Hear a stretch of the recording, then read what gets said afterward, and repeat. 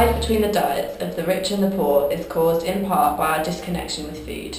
How can we reconnect? Where was last night's dinner sourced from? I know where I purchased it from. It was from Aldi. I bought the lamb steaks from the mackerel from Lidl. I assume from looking at dried kidney beans that the kidneys came from China, but they're as a smart price. I don't really know. The ham came from Germany. 8. I have no idea. Yeah, I caught the fish, so that came from Yuki, and rice was from Japan, and the salad was from Ireland. I have absolutely no idea. I guess it's all British grown, but other than that I wouldn't have a clue, I'm afraid. Sainsbury's. We are not aware of our food's origin due to the ease of access from supermarkets. It's only when we take a step back and think about how it got there that we realise how disconnected we really are.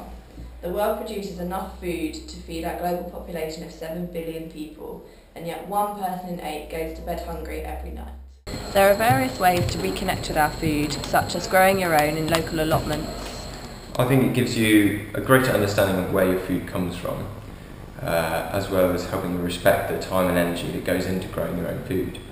I also think it's quite cheap, and it's something that enriches your life and your understanding, especially just of where each individual ingredient in a meal is sourced from.